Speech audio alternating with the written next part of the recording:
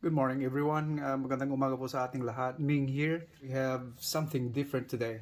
We got something on the board and it's addressed to algebra or math students.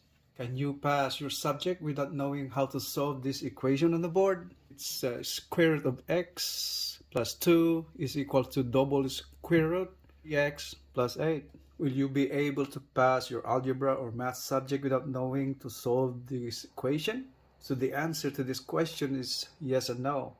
And the answer depends on how your algebra teacher gives you exam, since algebra can be very easy and can be very hard by just a little tweak of numbers. And the other part is you. It depends on you how ready you are or how the skills level that you have currently and how to solve math or algebra problems thrown at you at math exams at school. So it's on you. Then get ready and be ready for your exam. You don't have to rely all fall on the mercy of your teacher asking for a higher grade so you can pass the subject and getting a little more or higher exam results at school. So it depends solely on you, how prepared you are to take the exam, and in this case to build the skills on problem solving. And when it comes to algebra equations, one of the skills is knowing how to solve the equation on the board. If you take a look at the equation on the board, it looks like very intimidating if you don't have any idea or previous knowledge in simplifying this kind of equation on the board. But once you know the principles on how to solve it, it would be very easy. So that's the only thing that matters. If you're not ready or you don't know how to do it, that's really hard. But once you know how to propose and solve the problem, it will be very easy for you. And so let's start solving the problem. This equation is all about radicals, simplifying radicals. So if you know radicals, how to simplify them, it should be very easy. Now, the equation on the board, we have radicals all over the place. So how would you undo the radical on this equation so you can solve the value of x? Without knowing the principles of that, there's no way you can solve the problem. But once you know the principle in simplifying radicals, it will be very easy. So let's start. The radical sign, since they are on both sides, to undo a radical sign, that's a square root. All we have to do is do the opposite, right? The opposite of undoing is square root. To undo a square root, all you have to do is square the term. So that's the technique right there to undo and simplify it. So let's write over here again. So down over here again, rewrite it and simplify. So this double square root, so 3x plus 8. Now I just mentioned a minute ago that to undo the square root is all you have to do is do the opposite of the square root. That is raising to a second power. So that is raising to the whole equation to the second power. That one right there, parentheses all through outside, the same way as you separating the parentheses. Since this one right here, the square root sign is represented by an exponent of 1/2, a fractional exponent. So if we take a look at that, the radical sign is indicated by a fractional exponent of 1/2.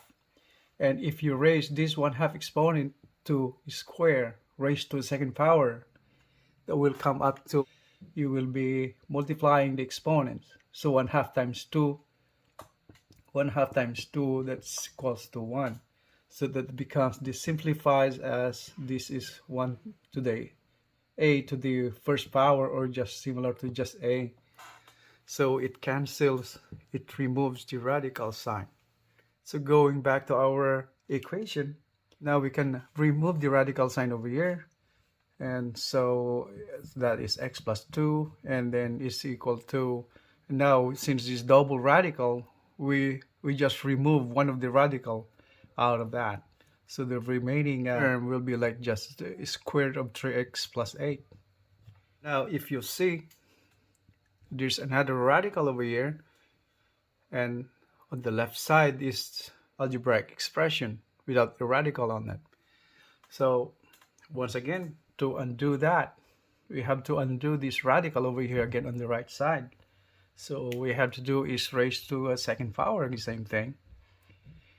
If you raise this second power to the right, you should do it on the left the same way. So that's the rule. So you won't alter or you won't change the value of the equation. Okay, so that it becomes x plus 2 squared and is equal to, now it cancels the radical sign in that one right there. So what we have to now is 3x plus 8. Algebraic expression raising to the second power. So that means multiplying this term, polynomial or binomial, we call that one, by itself. So x plus 2, that's squared, so that means multiplying by itself. So that's equals to 3x plus 8. And then simplifying this is by doing FOIL, right? FOIL, if you remember, if you have knowledge about FOIL. So for those who don't know the how FOIL works on this multiplying binomials, I'll put a link below in the description of this video, and then later on I will upload one of the videos on how to do FOIL on multiplication of polynomials, specifically binomials. FOIL is first, F stands for first, all the first, F, then O outside, and these are the outside right here, the outside terms. So F and then O, both all outside, then I inside, talking about this inside terms. So I and L is the last, all the last terms. So that's last. That's why it says FOIL. Okay, so you start simplifying that, multiplying that, right there set. First one, x times x, x squared, plus outside, both outside is 2x, then plus, then inside I, 2x again, x times 2, that's 2x, and then plus out last, these are both last terms on both binomials, that 2 times 2 is 4. So it's equals to 3x plus 8. So combine like terms, this one right here and that one right there. So x squared plus, that's 4x minus 3x.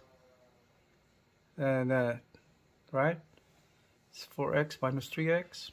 So we go ahead and simplify. So it's 4x. It's 4x minus 3x, it becomes x. And then 4 and 8 here goes to the left side, that's minus 4 is equal to 0. So now we have arrived at this point so far. If you investigate the equation right here, it's a quadratic equation, by the way. So since you have the power of the second power of the x right there, that's a quadratic equation. So if you investigate this equation, thinking about solving it by factoring, if we try factoring on that, it's the middle term should not be an x right here, because if we factor out, we're looking at these two terms right here, it looks like that's a perfect square. So perfect square will yield the middle term, not an x. So if we try factoring, so like consider this one right here.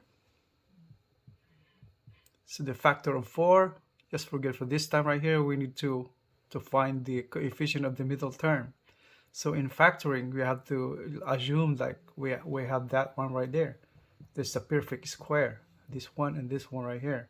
To find the middle term, you factor out this, assuming that's like a perfect square. So what you have to do, since the third term right here is negative, multiplying positive by negative will yield a negative sign of the third term. And since the value of the term on that one right there is 4, it's perfect square. If we do it 2 over here and 2 over here, so the middle term will be the sum of this, the inside and the outside is the sum of the inside plus the outside on the FOIL right here. Okay, So the sum is 2x, that is 2x minus 2x. So that's cancels out, that's 0. So the middle term should be 0. Or if the other way around, if you plug in a different factor to that, you plug in the factors of 4 is, as 4 is 2 and 2, 4 and 1, right? If we do 4 and 1 over here, 4 and 1 over here, so we'll yield, so that's 4 as 1. We have that one right there. So the middle term is the sum of this, the FOIL in outside and inside. So 1x, so x, and this one right here, 4x. That's negative x right there. It should yield a negative 3x. That's the middle term. And yet the middle term is positive x. So there's no way you can solve that by doing factoring. So what's the second solution to this is by, you may take a guess how to solve this problem right here. So this equation right here, quadratic equation. We need to utilize the quadratic formula to solve a quadratic equation. So I write the equation on top over here again, so we have to explore more on that one right there. So x squared plus x minus 4 equals 0. So as I mentioned earlier, we cannot solve this by factoring. So the other solution to this is by doing or by using the quadratic formula. The quadratic formula is, to find the value of x is, those who don't know, is the formula is minus b plus or minus the square root of b squared minus 4ac all over 2a. So in here, the value of a, the coefficient is 1, coefficient of 1. This is a, this is b, and this is c. So the value of a is 1, the value of b is 1, the value of c is negative 4. So all we have to do is substitute it to this formula. So let's do that. So x is equal to minus b is 1 plus or minus. B is 1 again, squared, minus 4.